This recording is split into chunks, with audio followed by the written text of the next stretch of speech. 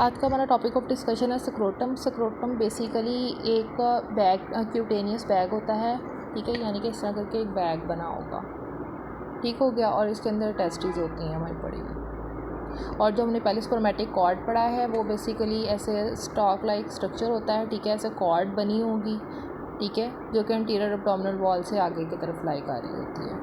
तो अब हमने स्पर्मेटिक कॉर्ड पढ़ लिया है, अब हमने स्क्रोटम पढ़ना है जो कि एक्सटर्नल कवरिंग है बेसिकली किसकी, टेस्टीज़ की। इसने टेस्टीज़ को कवर किया होता है। अब इसके अंदर पड़ी क्या क्या चीज़ें होती हैं स्क्रोटम के अंदर, जो एक बैग लाइक स्ट्रक्चर है, इसके अंदर राइट और लेफ़्ट टेस्टीज़ पड़ी होंगी, क्योंकि इस तरह करके राइट और लेफ़्ट साइड की टेस्टीज़ होंगी, दरमियान में पीनस होता है, ठीक है। और उसके बाद एपिडाइडमिस पड़ी होंगी टेस्टीज़ के ऊपर, ये टेस्टीज़ पड़ी हैं, एपिडाइडमिस इधर ऊपर पड़ी हुई है।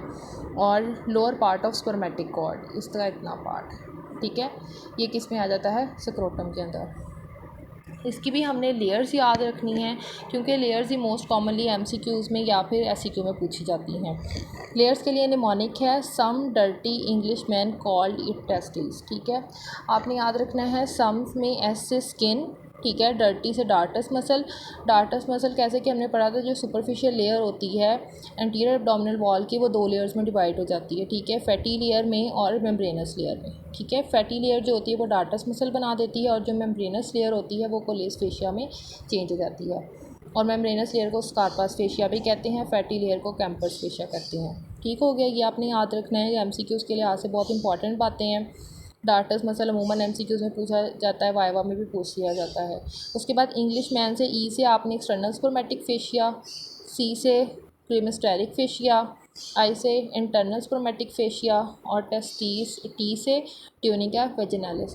ये बेसिकली जो हमने स्पर्मेटिक कॉर्ड की पढ़ी है ना, ये तीनों ये वाली कवरिंग्स तो वही वाली हैं, ठीक हो गया। एक्सटर्नल स्पर्मेटिक फेशिया, क्रीमिस्टेरिक फेशिया और इंटरनल स्पर्मेटिक फेशिया, बाहर से अंदर की तरफ जाएँ तो, ठीक है। और एक एक्स्ट्रा इसमें आई है, वो है ट्यूनिका वेजिनालिस। तो अब हमने क्रीमिस्टेरिक फेशिया का एक इम्पॉर्टेंट क्लिनिकल पढ़ना है, जिसे कहते हैं क्रीमिस्टेरिक रिफ्लेक्स, ठीक है। क्रीमिस्टेरिक रिफ्लेक्स बेसिकली क्या होता है, ये आपका पेरिनियल रीजन है, ठीक है, ये लाइन ऑफ ग्रॉइन है, ठीक है। यहाँ पे अगर हम स्क्रैचिंग करते हैं ना ऊपर से नीचे की तरफ, तो जो स्क्रोटम होता है ना वो ऊपर की तरफ कॉन्ट्रैक्ट कर जाता है, ठीक है, क्रीमिस्टेरिक मसल की कॉन्ट्रैक्शन की वजह से, ठीक है।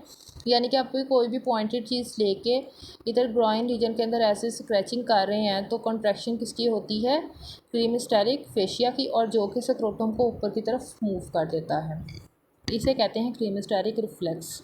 और इसमें जो क्रीमिस्टेरिक रिफ्लेक्स की आर्क बनती है, उसमें आफ्रेंट फाइबर्स फेमरल नर्व के होते हैं, ठीक हो गया, फेमरल ब्रांच ऑफ जेनिटोफेमोरल नर्व। और इफरेंट फाइबर्स जो होते हैं वो जेनिटल ब्रांच ऑफ जेनिटोफेमोरल नर्व के होते हैं। तो ये हो गया क्रीमिस्टेरिक रिफ्लेक्स। ये वाइवा में बहुत ज़्यादा पूछा जाता है, और क्लिनिकल बेसिस पे आपके एसक्यू में भी आ सकता है। उसके बाद हमने एंड वाला पार्ट पढ़ा था tunica vaginalis. Tunica vaginalis basically क्या है, ये लोअर एक्सपेंडेड पार्ट है ऑफ द प्रोसेस वेजिनालिस का बिफोर द बर्थ, ये देखिए, ठीक हो गया, ये लोअर पार्ट होता है, एक्सपेंडेड पार्ट होता है, ठीक हो गया। और closed as a invaginated closed sac बन जाता है बाद में जब बर्थ हो जाती है, ये देखें यहाँ से ये इसके साथ ऐसे जुड़ा हुआ होगा एक स्टॉक के ज़रिए से, ठीक है, प्रोसेस वेजिनालिस के ज़रिए से एब्डोमेन से। लेकिन जब बर्थ हो जाती है ना, तो ये यहाँ से कट ऑफ हो जाएगा, ठीक है, और क्लोज सैक बन जाएगा, और इसकी दो लेयर्स बन जाती हैं, ये इसकी पेराइटल लेयर बन जाती है और ये इसकी विसरल लेयर बन जाती है। अब अगर हम इस डायग्राम में, ये सारा हमारा स्पर्मेटिक कॉर्ड आ रहा था इतना यहाँ से, ठीक है।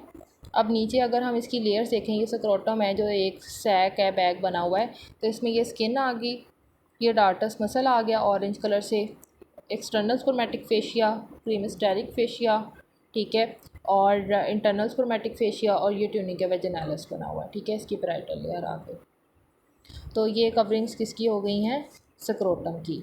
और ये आपने निमोनिक से याद रखनी है, क्योंकि बेसिकली जो मेन चीज़ आपकी ये स्क्रोटम और स्पर्मेटिक कॉर्ड और टेस्टिस वगैरह हैं, इनकी कवरिंग से रिलेटेड ही क्वेश्चन आते हैं एग्जाम में।